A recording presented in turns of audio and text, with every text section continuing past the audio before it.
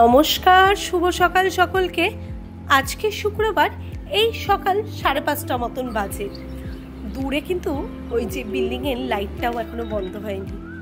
তা আজকে একটু তাড়াতাড়ি ওঠার কারণ হলো যে ক্রিসের আজকে লাস্ট ডে স্কুলের। আসলে সামার ভ্যাকেশন শুরু হয়ে যাচ্ছে, তাই কিন্তু আজকে ওকে অন্যরকম একটু টিফিন দিতে হবে। কিন্তু মেন টিফিন বক্সে ভেবেছি পোলাও দেবো। তাই সকালবেলা ঘুম থেকে উঠেই তো ওই এক কাজ, সকাল সকাল পোলাওটা তৈরি করে নিলাম। ভেজ পোলাও, একটু পনির দিয়ে দিচ্ছি, আর এখানে চিপস কেটে নিয়েছি, চিপসটাও করে দিচ্ছি। সকাল হওয়া মাত্র আমি তো রান্নায় ব্যস্ত হয়ে যাই। ওইদিকে প্রচুর হোমওয়ার্ক ছিল বলে ক্রিস দেখি তাড়াতাড়ি উঠে গেছে। তো ও হোমওয়ার্কগুলো করতে বসে করবো না, কথাগুলো শুনবে। হ্যাঁ বলছি, তুই স্কুলে যাবি, ঘেমে যাবি।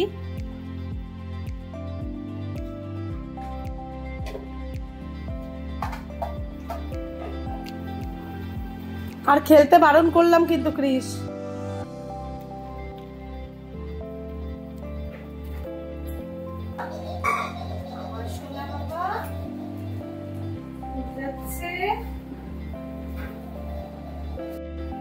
ক্রিসকে রেডি করিয়া আমিও একটু তৈরি হয়ে নিলাম।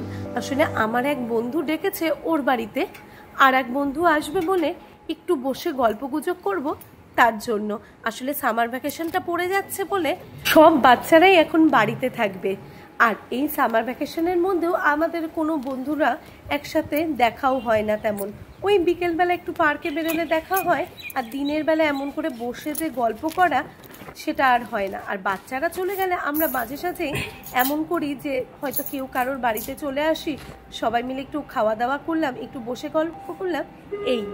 তা আজকে সেটা সুযোগ হয়েছে বলে আমিও রেডি হয়ে চলে এলাম এক বন্ধুর বাড়ি। এটা খুব একটা দূরে আমার টাওয়ার থেকে। এই যে সামনে যে টাওয়ারটা দেখতে পাচ্ছ, এটা কিন্তু আমার টাওয়ার, আর তার অপোজিট সাইডেই এই বন্ধুটির বাড়ি। তা আর এক বন্ধু আসবে বলে প্ল্যান করলাম যে এখানে একটু দেখা করে নেব, আর একটু গল্পও হয়ে যাবে।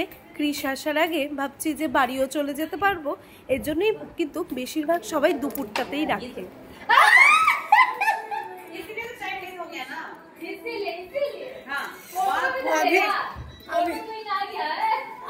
अभी थोड़ा सा रेस्ट लेंगे।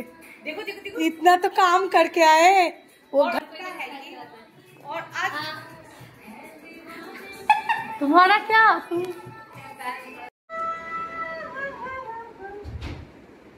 मेरा ये नाक ना, मेरा तो ये इतना पॉइंटेड नहीं है ना, इसलिए हमको भी इतना अब चश्मा लगाने में इतना सुंदर नहीं है, पता है? नहीं, फिर भी आप सुंदर हो। हाँ, बस पहनता तो है। চলে এসেছি বান্ধবীর ফ্ল্যাটে, আর এখান থেকে কিন্তু খুব সুন্দর সুইমিং পুলের ভিউটা পাওয়া যায়। হ্যাঁ, हम लोग भी तो 11 इस टाइम जा सकते हैं ना। খুব সুন্দর একটা সিনারিও ওপর থেকে দেখা যায়। যাই হোক, ওখানে তো মজা করে চলে এলাম, কেন কি সময়ও হয়ে যাচ্ছে ছেলে আসার। ওইদিকে বাড়িতে মাসিরাও চলে এসেছে, আর অনেক জিনিসপত্র সব বাইরে বার করা রয়েছে। ওগুলো কিন্তু ক্রিস আসার আগে সমস্তটা গুছিয়ে না ফেললে ও কিন্তু এসে সব ওলট পালট করে আরো নোংরা করে দেবে। ঠিক আছে, কি হয়েছে বলো তো? সাইজগুলো দেখতে সাইজগুলো বড় বড়। এবার যেইটা দিয়ে করবো না, যেই অ্যাপসটা দিয়ে সাইজ ছোট করবো, তো সেটাতে একই সাইজ আছে। হোমওয়ার্ক বাকি আছে বাচ্চা।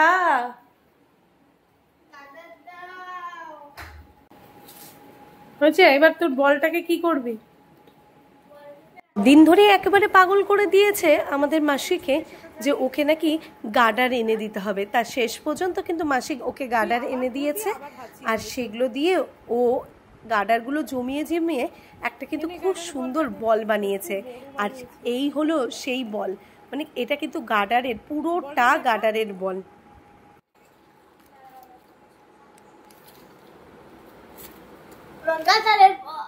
দেখা আজকে দুপুরের মেনুতে ছিল সাদা ভাত, রসুন দিয়ে বিট ভাজা, রসুন পেঁয়াজ দিয়ে এঁচোড়ের তরকারি, আর যে তরকার ডালটা থাকে সব ধরনের মেশানো, ওটাকে রসুন পেঁয়াজ কস্তুরি মেথি দিয়ে করেছিলাম। এই তো আজকের মেনু। আজকে একটু নিরামিষই খাচ্ছি, এত গরম পড়েছে না। এই গরমের মধ্যে একটু ভেজ লাইট খেলে কি বেশ ভালোও লাগে। তা যাই হোক, ক্রিসকে তো প্রথমে খাওয়াচ্ছি, আর আমিও খেয়ে নেব। কলকাতায় এত গরম পড়েছে যে খেতেও এখন ইচ্ছে করে না ভালো কিছু, বেশি রিচ খেলেই যেন কেমন লাগে। তার জন্যই ভাবলাম যে আজকে একটু নিরামিষ করি, কিন্তু নিরামিষ বললে নিরামিষ আমাকে রসুন পেঁয়াজ দিতেই হবে, ওর সঙ্গে পাঁপড় ভাজাটা বলতে ভুলেই গেছিলাম। খাইয়ে আমিও খেতে বসে গেলাম। যাই হোক, এখানেই আমি ব্লগটাকে এন্ড করছি। দেখা হচ্ছে পরবর্তী